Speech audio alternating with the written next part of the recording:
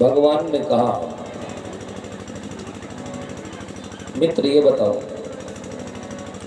जब आपका विवाह हुआ तो आपने हमें बुलाया नहीं, आपने हमें बुलाया नहीं, कम से कम याद किया होता हम अवश्य आते। सुदामा जी ने कहा, क्या बताऊं हे प्रभु, अकेले की वजह से कृष्ण नहीं बुला पाए, हम क्षमा करो हमें। लेकिन हमने सुना है कि तुमने भी बहुत से ब्याह करा रखे हैं, जरा हमें तो भी मिलाओ, हमें भी मिलाओ। बोले ठीक है। आज भगवान ने समस्त रानियों को आदेश दिया, जाओ जाकर के सब ब्राह्मण देवता से आशीर्वाद लो। सभी आने लगी, पैर टेक करके आशीर्वाद लेने लगी।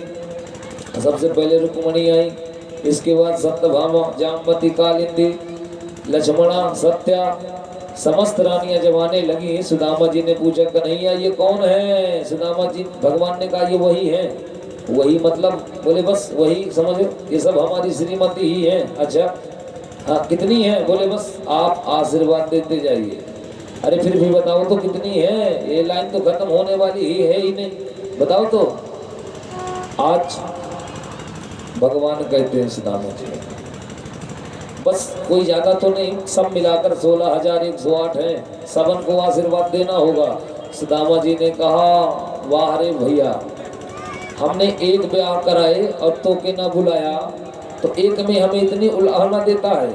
16,108 ब्याह तैने करा रखे, कम से कम एक में तो बुला लिया होता।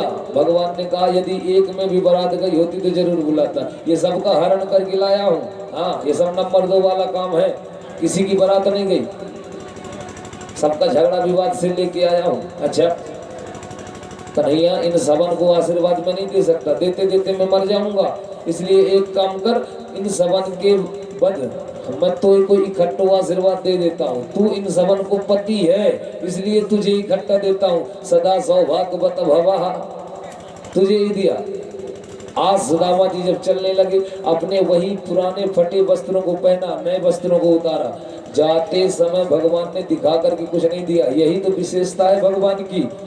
देते नहीं देखा, देखा तो झोली भरी देखी। देते नहीं देखा, कब दिया, पर झोली देखी तो भरी देखी, ये विशेषता है भगवान की।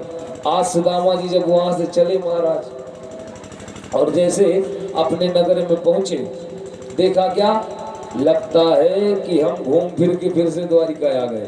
लगता है घूम फिर के हम फिर से द्वारिका आ गए।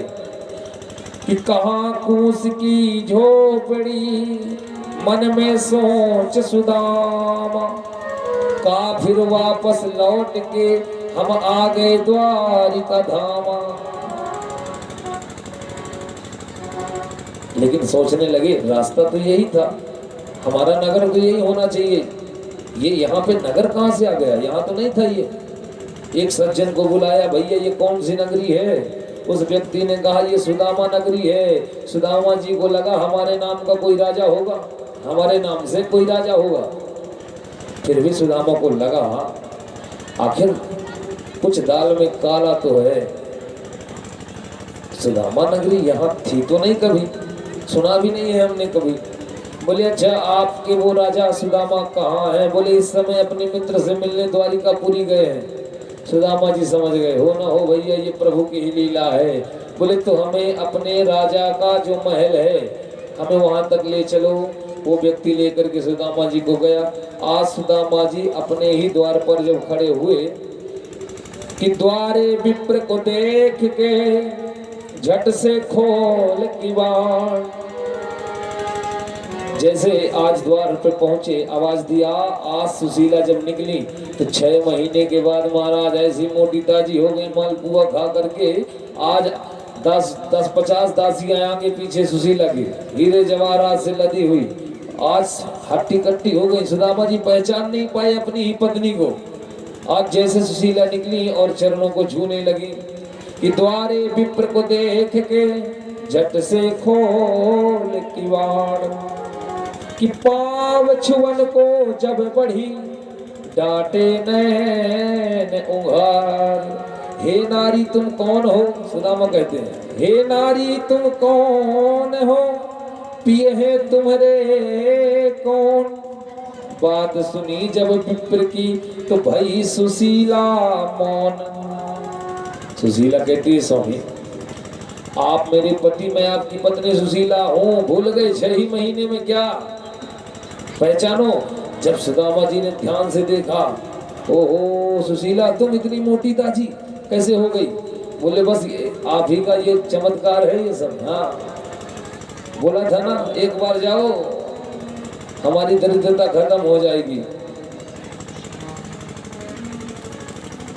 सुशीला कहती है सुदामा जी से कि भूल गए तुम क्या प्रिय, हम है तुम्हारी नारी, या वैभव जो देखत हो दीना कृष्ण मुरारी।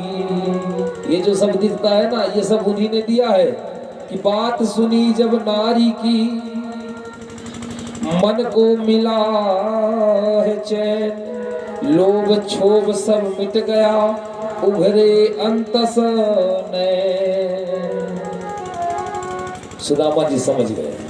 सुदामा जी ने कहा सुशीला से सुशीला इसी वक्त जो हमारा था वो सब लेकर के पेटी में रख करके और बच्चों को लेकर के चलो, नहीं रहना हमें यहाँ। सुशीला ने कहा बहुत कष्ट सहने के बाद आज जब सुख प्राप्त हुआ तो कहते हो कि नहीं रहना? बोले हाँ जानती हो हे सुशीला ये सुख बड़ा विचित्र होता है।